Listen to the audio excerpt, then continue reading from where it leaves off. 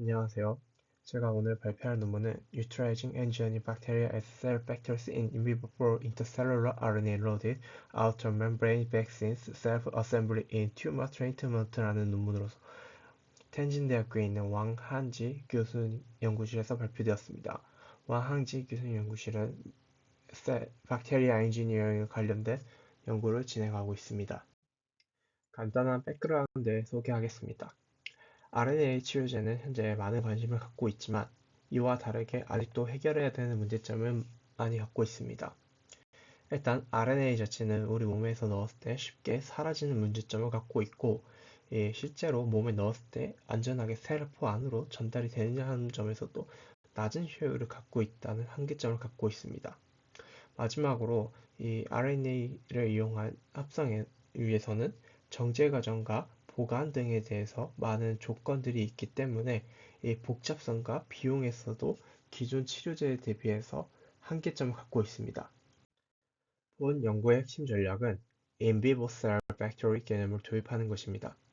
특정 RNA를 생산하도록 조작된 박테리아를 단 한 번 주사하면 이 박테리아가 종양으로 이동을 하고 스스로 셀 팩토리처럼 작동을 합니다.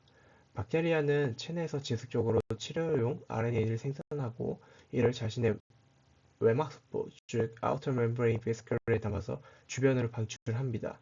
이렇게 생성된 RNA 탑재의 OMV는 주변의 종양세포로 전달되어 치료 효과를 나타내는 것입니다. 이 방식은 체외에서의 복잡한 RNA 합성 및 전달체 조립 과정을 생략할 수 있는 매우 간단하고 효율적인 시스템입니다. 처음 세포의 디자인은 다음과 같습니다. 그림 A를 보시면 그람 네거티브인 셀 멤브레인 구조를 보시면 가장 바깥쪽엔 아우터 멤브레인이 있고 이 이너 멤브레인 사이에 펩티드 글리칸이라는 단단한 지층이 있습니다. 이것은 LPP라는 리피드 프로틴에 의해서 단단히 연결되어 구조적 안정성을 유지를 하는데 이 NIP1이라는 유전자를 이용을 해서 LPP 프로틴이 펩티드 글리칸층과 올바르게 결합하도록 돕는 효소를 만드는 작용을 억제하는 겁니다. 만약 이 NIP1 유전자를 제거를 하면 LPP와 펩티드 글리칸 사이의 연결은 약화가 되고 이렇게 되면 외막이 구조적으로 불안해지면서 마치 비눗방울이 부풀어 터져 나가듯이 아우터 멤브레인의 일부가 소포 형태로 떨어져 나오는 현상이 활발해집니다. 이것이 OMV가 증가하는 원료입니다. 실제로 NIP1 유전자를 제거를 하고 이 계를 통해서 이 NIP1의 유전자가 PCR이 되지 않는 것을 확인을 해서 문제없이 제거를 하였습니다. 그리고 C를 통해서 셀 그로우 레벨 테스트를 하였을 때 이 타임의 시간별로 측정한 결과 이 백그라운드인 와일드 타입과 큰 차이를 갖고 있지 않아서 문제없이 성장에서도 하는 것을 확인하였습니다. 마지막 NTA 분석을 통해서 NIP1 유전자가 제거된 균주가 야생형에 비해서 OMV 생산량이 약 100배나 증가한 것을 확인하였습니다. 이를 통해서 OMV를 대량 생산할 수 있는 쉐시균주를 성공적으로 확보하였습니다. 다음으로 박테리아 내에서 RNA를 안정적이고 효율적으로 생산하기 위한 유전자 회로를 디자인했습니다. siRNA와 같은 RNA는 세포 내에서 쉽게 분해되기 때문에 이를 tRNA 스캐폴드 구조에 삽입을 하였습니다. 이 구조는 RNA를 안정적으로 보호해줄 것을 기대하였습니다. 그 결과 tRNA가 스캐폴드를 사용했을 때 OMV에 탑재된 RNA 양이 약 50배 증가되는 것을 확인했습니다. 또한 다양한 강도의 프로모터 테스트 결과에서도 RNA 생산량이 극대화되는 것을 확인하였고 그 결과 TAC 프로모터가 가장 높은 생산 효율을 보이는 것을 확인하여 최종 시스템에 적용되었습니다. 이렇게 완성된 RNA를 갖고 있는 OMV의 물리적 특성 또한 분석하였습니다. 템 현미경에서 확인한 결과 100나노몰에서 원형의 OMV를 갖고 있는 것을 확인하였습니다. 그리고 가장 중요한 결과인 실제로 OMV 안에 타겟 RNA가 얼마나 갖고 있는지를 확인하기 위해서 qPCR을 진행하였고 이는 와일드 타입의 OMV에 비해서 약 10의 4승에 미치는 안전적으로 갖고 있는 것을 확인하였습니다. 이는 박테리아의 셀 팩토리가 무척 효율적으로 RNA를 생산하고 OMV에 탑재를 한다는 것을 의미합니다. 약물이 체내에 들어가면 혈액 속의 분해 요소들로부터 살아남는 과정을 거치게 됩니다. 논문에서는 RNA 불행 효소인 RNase-A를 처리를 하여 OMV가 내부의 RNA를 얼마나 잘 보호하는지를 테스트하였습니다. 그래프를 보시면 OMV 없이 단독으로 있는 RNA 같은 경우 금방 분해되어 qPCR 시그널이 약해집니다. 이와 다르게 OMV에 있는 RNA는 거의 분해되지 않고 안정적으로 유지되는 것을 볼 수 있었습니다. 이는 OMV가 RNA를 얼마나 안정적으로 보호하는지를 보여줍니다. 그리고 얼마나 지속되는지도 중요합니다. 지속적인 생산을 확인하기 위해서 박테리아를 7일 동안 배양하면서 매일 OMV를 수집하여 RNA가 있는지를 확인했습니다. 보시는 그림과 같이 F와 같이 데이 7에서도 OMV 내 RNA가 여전히 충분히 존재하는 것을 확인하였습니다. 이는 셀 팩토리가 체내에서 오랫동안 꾸준히 약물을 생산할 수 있다는 가능성을 보여줍니다. 세 번째는 전달 효율입니다. 이렇게 만들어진 OMV가 최종 목적지인 튜머셀 안으로 얼마나 잘 들어간지를 진행하였습니다. OMV를 초록색 형광으로 DIO로 염색을 하고 암세포에 처리를 하여 결과를 관찰하였습니다. 3시간 만에 OMV가 세포 안으로 들어가기 시작했고 12시간 후에는 세포질 전체에 초록색 형광이 가득 찬 것을 볼 수 있었습니다. 이는 OMV가 암세포에 매우 효율적으로 흡수되고 전달됨을 명확하게 보여주는 결과입니다. 다음은 이렇게 만들어진 것들에 어떠한 것들을 잘 전달할 수 있는지 검증의 과정입니다. 처음은 mRNA 전달을 증명하였습니다. mRNA는 세포 안에서 특정한 단백질을 만드는 설계도 역할을 하기 때문에 논문에서는 EGFP를 만드는 mRNA는 OMV에 탑재를 했습니다. 이 EGFP mRNA OMV를 세포에 처리를 하였을 때 녹색 형광을 띠는 것을 관찰할 수 있었고 유세포 관찰 결과 약 38%의 세포에서 EGFP의 단백질이 성공적으로 발현되는 것을 확인하였습니다. 이는 OMV를 통해 전달된 mRNA가 세포 내 리보솜에 의해 성공적으로 단백질에 번역되는 것을 의미합니다. 즉, 외부에서 원하는 단백질을 세포 안에서 직접 생산하게 하는 것이 가능하다는 것을 의미합니다. 다음은 마이크로 mRNA를 검정을 진행하였습니다. 가장 먼저 mRNA-34A를 타겟 유전자로 제대로 억제하는지 mRNA 레벨에서 확인하였습니다. MR4-34A OMV를 처리를 유방암 세포에 하고 24시간 후에 세포 내에 있는 BCL2와 SIL2-1의 mRNA 양을 qPCR로 정량했습니다. 그래프에 보는 것처럼 아무 처리도 하지 않은 모크나 일반 OMV를 처리한 그룹과 비교했을 때 mRNA-34A OMV 처리한 그룹에서는 BCL2와 SIR2T1의 mRNA 양이 약 50% 수준으로 현저하게 감소한 것을 확인했습니다. 이는 전달된 mRNA-34A가 타겟 mRNA에 성공적으로 분해하는 것을 의미합니다. 실제로 mRNA가 줄었다면 당연히 단백질 생산량도 줄어듭니다. 이를 확인하기 위해 웨스턴 블롯도 진행을 하였습니다. 보시는 그림과 같이 G를 보시면 mRNA 결과와 일치하게 mRNA-34A OMV 처리 구에서만 BCL2와 SIRT1 단백질 발현이 눈에 띄게 감소하는 것을 확인할 수 있었습니다. 이는 전달된 mRNA-34A가 시중 선물인 단백질 수준까지 확실하게 조절하고 있는 것을 보여주는 결과입니다. 이것은 무엇을 의미할까요? 바로 에이파토시스입니다.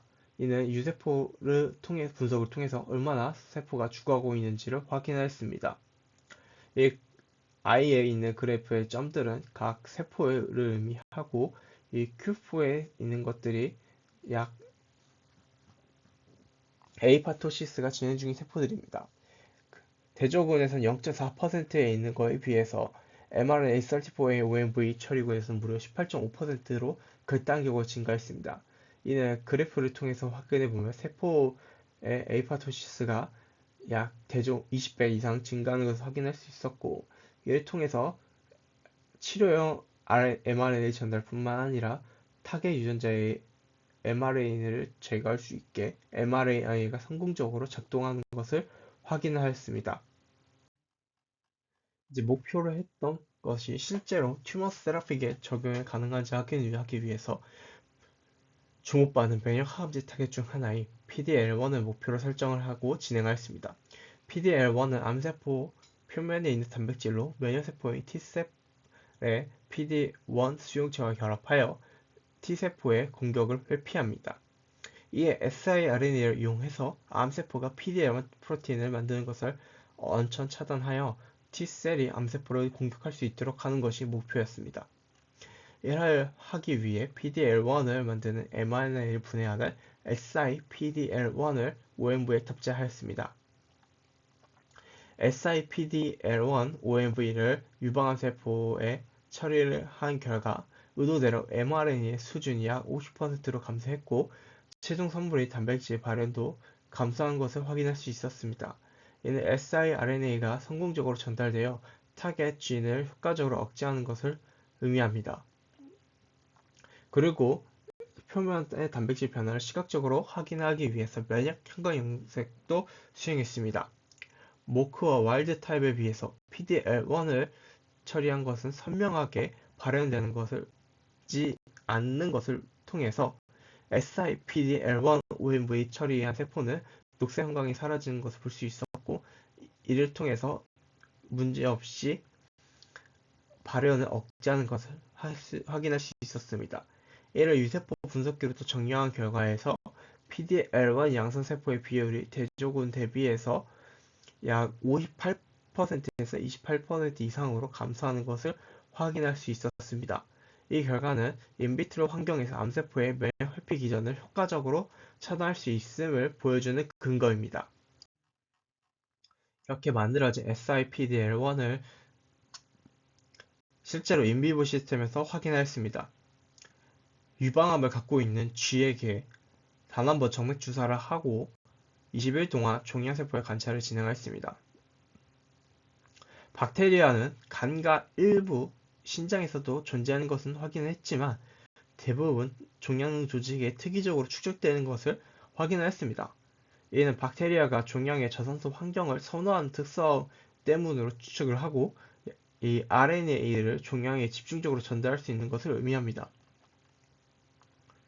실제로 얼마큼 작동이 되는지를 확인한 결과입니다. PBS나 일반 박테리아의 NF1이 결핍된 것을 그룹에서는 종양이 문제없이 자랍니다.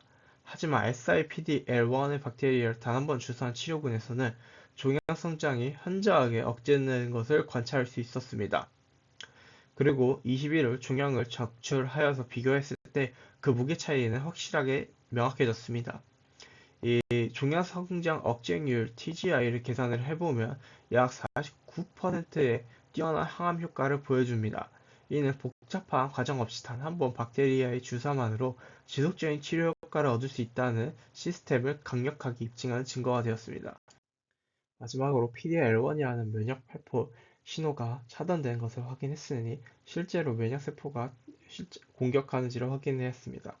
그래서 종양 미세환경 내 면역세포의 변화를 유세포 분석기로 정밀하게 추적했습니다. 그 결과 매우 인상적으로 CD4, CD8에서 발현이 증가하는 것을 확인할 수 있었고 이 대조구 4.39% 대비 CD8은 20.3%로 약 5배가 증가하는 것을 확인할 수 있었습니다. 또한 단순하게 T세포만 늘어나면 실제로 원하는 치료가 안되기 때문에 활성화되는지도 확인을 해야 됩니다.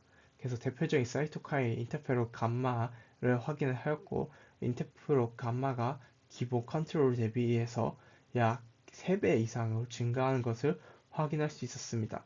이 모든 결과를 종합을 해보면 SIPDA1 전달 시스템은 단순히 종양의 성장을 늦추는 게 아니라 암세포의 면역 회피 기전을 무력화시키고 T셀이 효과적으로 공격하게 하는 이뮤노 환경 자체를 바꿔버립니다.